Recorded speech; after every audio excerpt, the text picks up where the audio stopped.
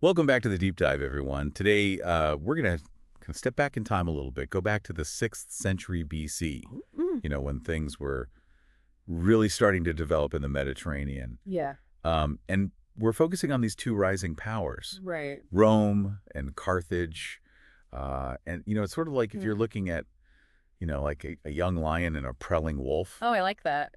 Yeah. circling each other, kind of sensing that there's going to be a showdown. Yeah, I think what's so interesting is that we actually get a glimpse of this dynamic, right? In 509 BC, the year that Rome and Carthage signed their first treaty. Oh, really? So it's like catching these future superpowers Oh, wow. before they even realize they're destined to clash. Oh, I love that. Yeah. So paint a picture for us. What did these two powers look like at this point in history? Well, imagine this. Okay. Carthage, this bustling, wealthy city on the North African coast, Uh-huh. is already a major player. You know, they've got this powerful navy, they've got a vast trade network spanning the Mediterranean, and they're keeping a very wary eye on rivals like the Greeks. Okay. Meanwhile, over in Italy, you've got Rome, a landlocked city Yeah. that's just beginning to kind of flex its muscles. So not quite equals at this point, would you say? Not exactly, no. The 509 BC treaty Okay. really highlights that power imbalance. Okay. Carthage is clearly calling the shots. They dictate where Roman ships can sail, Uh-huh. essentially saying, stay out of our playground. Interesting. Yeah. And this treaty happens to coincide with a pretty pivotal moment in Roman history, right? Oh, absolutely. Weren't they transitioning from a monarchy to a republic around this time? You're right. This is a crucial turning point. Okay. The expulsion of the Roman kings, which is a story full of intrigue in itself, Right. leads to this unique system of government, a republic. Okay. Power is shared and Right. ambition is channeled towards serving the state and, of course, expanding its territory. Okay. So instead of one king calling all the shots, how does this republic actually work? I mean, who's in charge? Think of it this way. They have elected officials, Right. called consuls, who share power, Right. keeping each other in check. There's a senate, this powerful body of elder statesmen who advise the consuls. Uh-huh. And then you have these assemblies where citizens can actually vote on laws and elect officials. No, so it's a much more complex system than just having a king. Oh, yeah, And you mentioned that this shift to a republic was key to their rise. absolutely. Yeah, it's this system, along with some deeply ingrained Roman values, that really play a huge role in shaping their destiny. Okay. I mean, think of it like this. Rome becomes a machine, Okay. fueled by ambition and a sense of shared purpose. Okay, you piqued my curiosity. Let's unpack these Roman values. What made the Romans tick? Well, imagine a society where the idea of shared citizenship, what they called the res publica, was paramount. Okay. It wasn't just about individual gain. It was about working together for the common good. Every citizen Okay. had a stake in the success of Rome. So patriotism and civic duty were sort of baked into their DNA. Exactly. Okay. And alongside this was this almost obsessive focus Okay. on honor and reputation, what they called honestas. Okay. To a Roman, there was nothing worse than bringing shame upon themselves or their family. So not just duty to the state, but a personal code of honor as well. Mm. But how did this translate onto the battlefield? I mean, were they really that different from other ancient warriors? Here's where it gets really interesting. Okay. The Romans weren't just fighting for land or riches. They were fighting for glory, to uphold their personal honor and the reputation of Rome. Right. This deep-seated fear of humiliation, combined with this incredibly disciplined citizen army, Right. made them incredibly formidable. I'm starting to see how this all fits together now. So driven by this sense of duty and honor, they then set out to conquer Italy. Yes. Okay. But it wasn't a walk in the park. Oh, I bet not. They faced fierce resistance from various Italian tribes, like the Latins and the Samnites.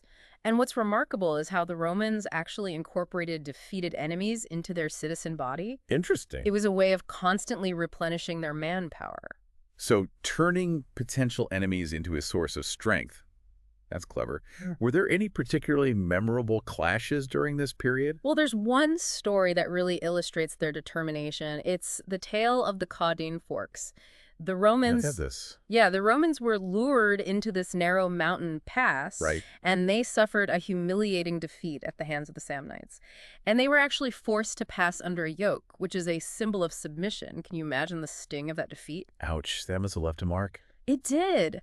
But this humiliation Yeah. only fueled their resolve to Right. never surrender again. And this brings us to an interesting character who Well. arrives on the scene, Yeah. Pyrrhus of Epirus. Ah, Pyrrhus. Mhm. The name rings a bell. Yeah, Wasn't he some kind of Greek king with the thing for elephants? that's him. Pyrrhus was a skilled general. Yeah. With ambitions in Italy.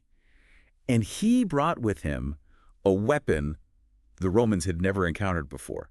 War elephants. Yeah. I mean, imagine the shock on the Roman faces when they see these massive beasts Oh, yeah. charging toward them.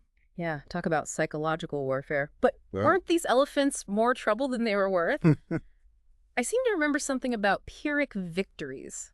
You're exactly right. Okay. Pyrrhus achieved some victories against the Romans, but they came at such a high cost that we now refer to them as Pyrrhic victories. Wins that are almost as bad as defeats. So a classic example of winning the battle but losing the war. Precisely. And even in victory, Pyrrhus saw something in the Romans that worried him. Uh-oh. He looked at Sicily, Okay. this contested island in the Mediterranean, and said, it will be a beautiful killing field Oh, wow. for Rome and Carthage. A very ominous prediction. Yeah. He saw this clash between these two powers. As inevitable. But before we get to that clash, I'm curious about a figure you mentioned earlier, Appius Claudius Caecus. Didn't he play a role in Rome's conflict with Pyrrhus? Yes, he did. Appius Claudius Caecus was a Roman senator, Okay. a staunch advocate for Roman expansion, and a fascinating figure. Yeah. He was also, interestingly, blind, Wow. which makes his story even more remarkable. Okay.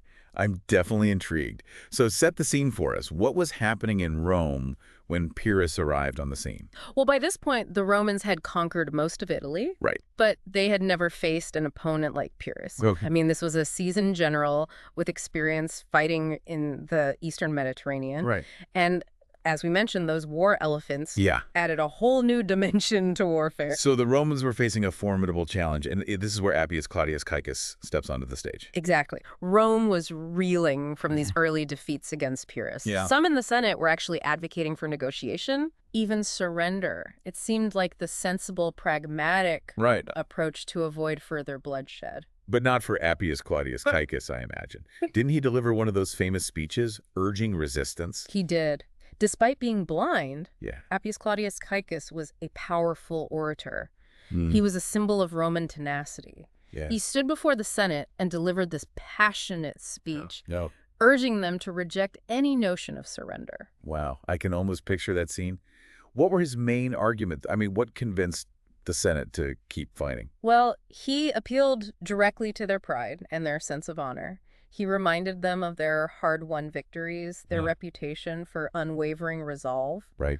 He argued that surrendering to Pyrrhus would not only bring shame upon Rome, Okay. but would also embolden their enemies and undermine their hard-earned dominance in Italy. So it was about more than just this one conflict with Pyrrhus. It was about sending a message Right. to the entire Mediterranean world. Exactly.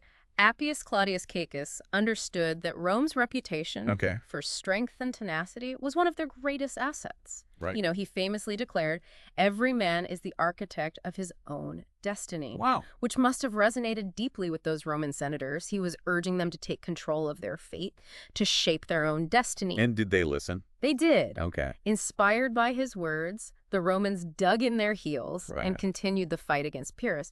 And while they didn't defeat him outright, Okay. they did wear him down, inflicting heavy losses and Right. forcing him to eventually withdraw from Italy. A testament to Roman resilience, wouldn't you say? Absolutely. Yeah. And Appius Claudius Caecus, this blind senator who refused to yield, Yeah. became a symbol of that indomitable Roman spirit. Right. His unwavering determination in the face of adversity would become a rallying cry for generations of Romans. So Pyrrhus departs, leaving the Romans to solidify their control over Italy.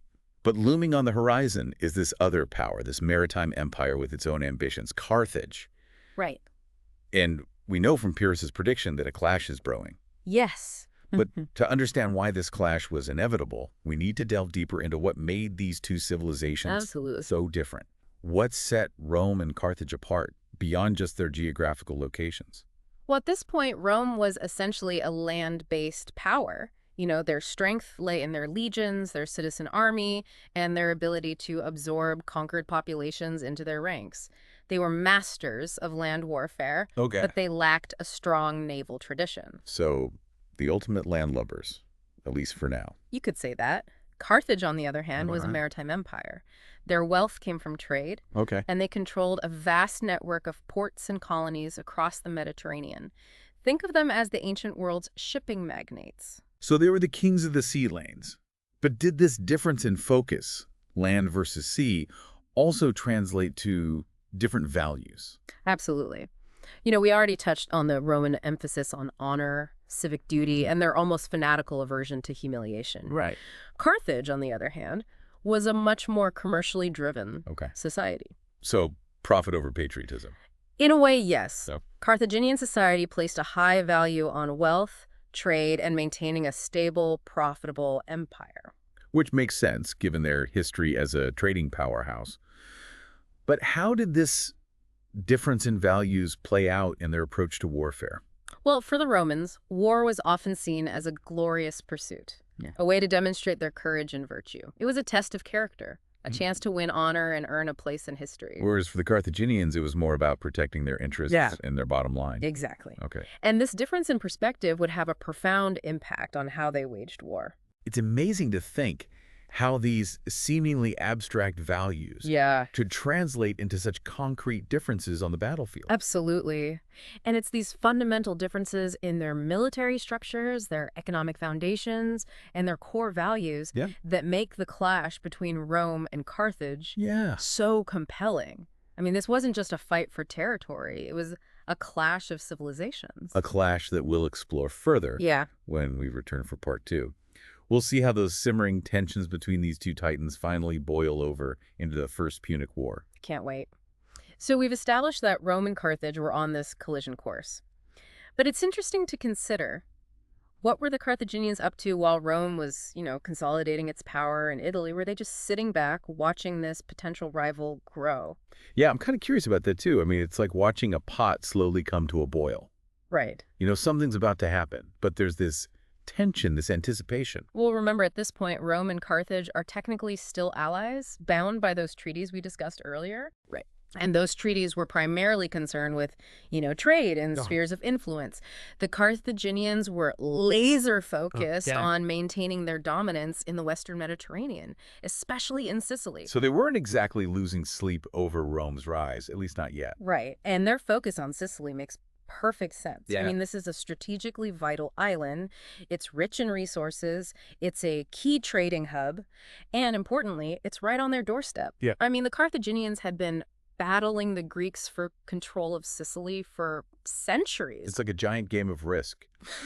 Everyone's vying for these key territories. That's total. But while the Romans are busy unifying Italy, are the Carthaginians embroiled in their own conflicts as well? Exactly. They're primarily focused on Syracuse, this powerful Greek city-state in Sicily. So both Rome and Carthage have their own, dramas unfolding, their own battles to fight. Yeah. But beneath the surface, there are these simmering tensions, these underlying resentments, just waiting for a spark to ignite a full-blown conflict. Okay, so let's talk about that spark. What was the catalyst for the First Punic War? Yeah. It seems like some local squabble in Sicily somehow escalated into this major war between, two superpowers. Right. How did that happen? You're right. It all starts with a seemingly minor event. A group of Italian mercenaries called the Mamertines seized control of the Sicilian city of Messana. The Mamertines, that name rings a bell. Yeah. Weren't they some kind of rogue mercenary band? Yeah, that's them. Let's just say they were a colorful bunch, soldiers of fortune, essentially. Okay. They were originally hired by Agathocles, the tyrant of Syracuse. Oh. But when she died, they found themselves unemployed and looking for new opportunities. So they saw an opportunity in Messana and just took it. Yeah. Bold move. Well, they were a pretty ruthless bunch. Okay. And they quickly established themselves as a force to be reckoned with in northeastern Sicily. But then they realized they've bitten off more than they can chew. They can't hold Messana on their own. Right. So they appeal for help. And get this, they appeal to both Carthage and Rome. Playing both sides. That's a classic mercenary move. So how does this put Rome and Carthage in a bind. Well, it's a fascinating dilemma. Yeah. The Carthaginians, who already had a presence in Messana, Okay. are hesitant to fully back the Mamertines. You know, they don't want to provoke a war with Rome. Right. But they also can't let Messana fall under Roman control.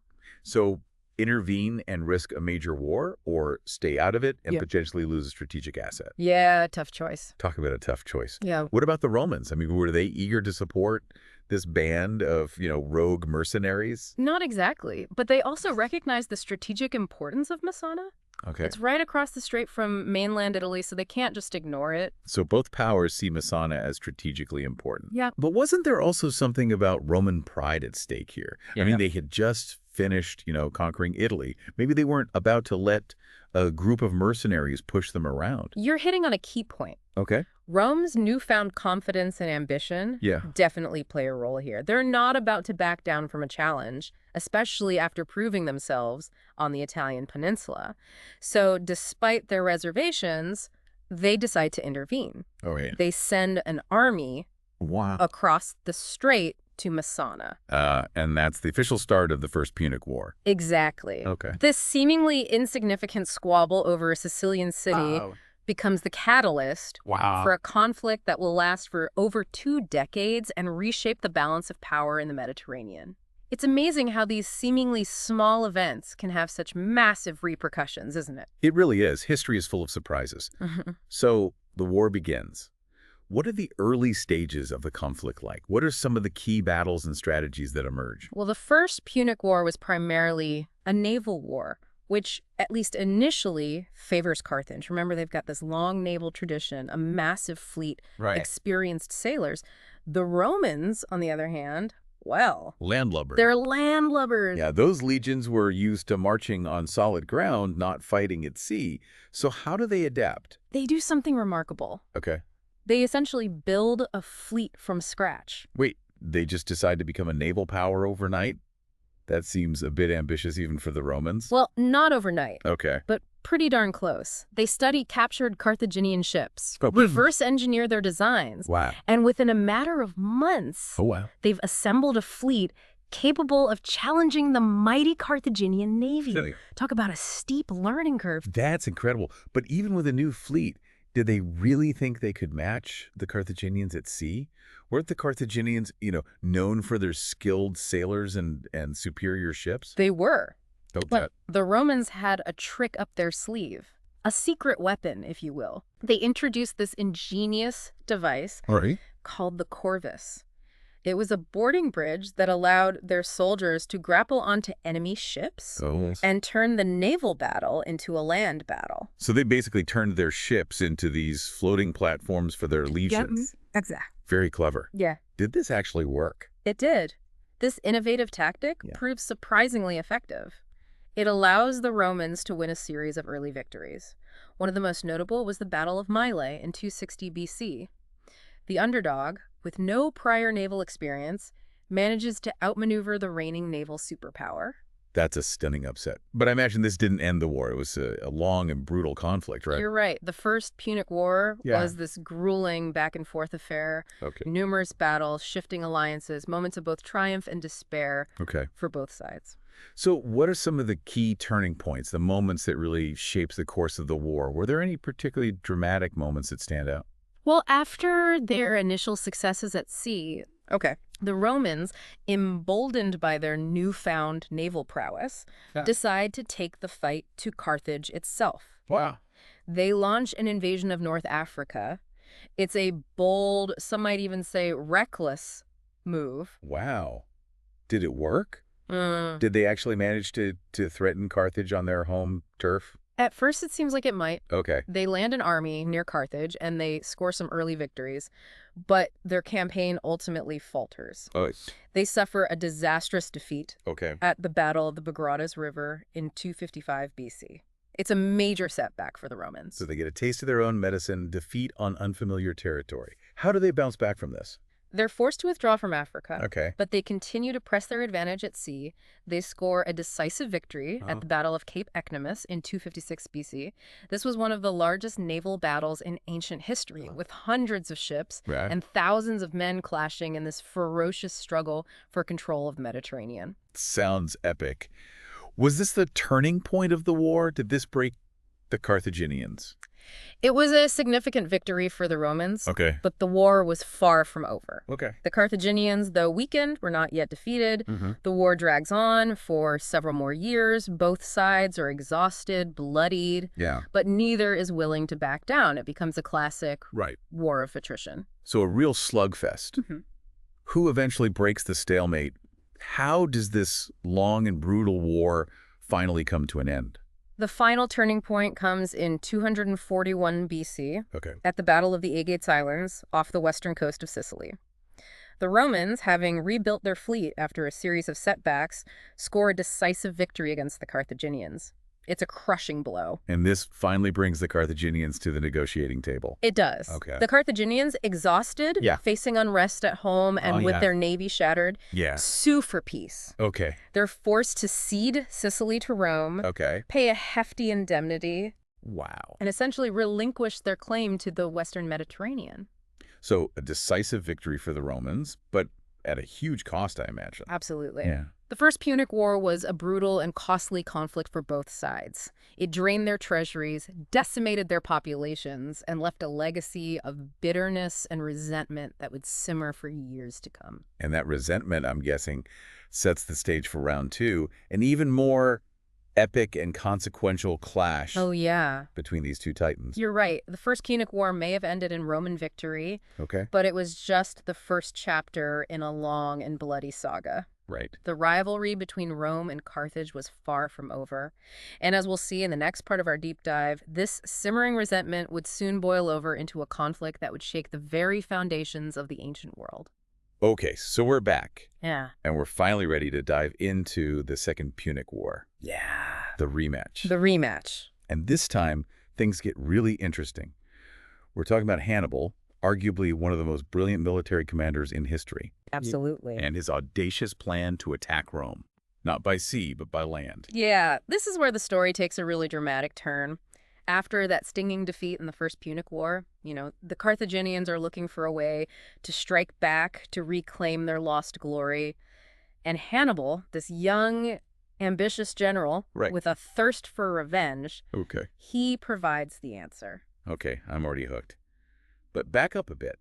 How does Hannibal even get to Italy? Right. It's not exactly next door to Carthage. It's not. And that's what makes Hannibal's plans so audacious. He decides to march his army, including war elephants, over the Pyrenees Mountains, through Gaul, and then across the Alps. Across the Alps Across the Alps. with elephants. With elephants. Okay, that's insane. Right into the heart of Italy. I'm picturing this massive army, with elephants lumbering through these, treacherous mountain passes. Right. It just sounds like a logistical nightmare. It was. Okay. It was a logistical nightmare, even by, modern standards. Right. They faced treacherous mountain passes, hostile Gallic tribes, and of course those harsh alpine winters. But Hannibal was nothing if not determined. Wow. And he somehow manages to pull it off. It's one of those military feats that just boggles the mind. I know. So he arrives in Italy. What happens next? Does he just march right into Rome? Not quite. But he does inflict a series of devastating defeats on the Romans, most notably at the Battle of Cannae in 216 BC.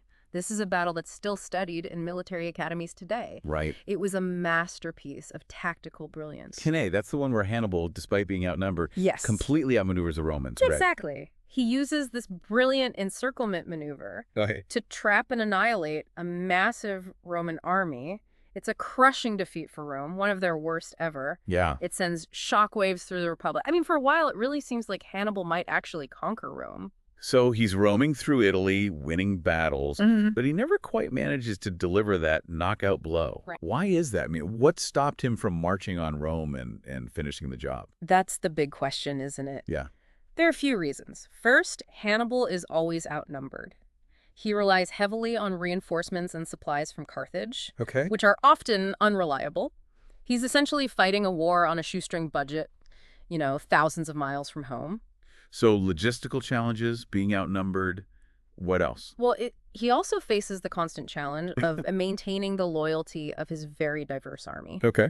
I mean, this army includes Gauls, Iberians, Numidian cavalry, even some disgruntled Italians. Wow. Trying to manage this, coalition of different groups, keep them all motivated while also fighting a superpower, that's got to be tough. It was. Okay. And perhaps most importantly, Hannibal was never able to capture Rome itself. Oh, okay. The Romans, despite their initial panic, Right. they rallied behind their leaders, they fortify their city, they learn from their mistakes, Okay. they adapt their tactics, and most importantly, they refuse to give up. That Roman tenacity again. Exactly. So how does the tide turn? What eventually leads to Hannibal's downfall? Well, a key figure emerges Okay. on the Roman side, Scipio Africanus. He's a brilliant general in his own right, Okay. and he develops this very bold strategy. Okay. He decides to take the fight to Carthage itself, Ooh. forcing Hannibal to return home to defend his own city. So the hunter becomes the hunted. What happens next? Hannibal rushes back to Africa, Okay. and the two great generals finally meet face to face at the Battle of Zama in 2002 BC.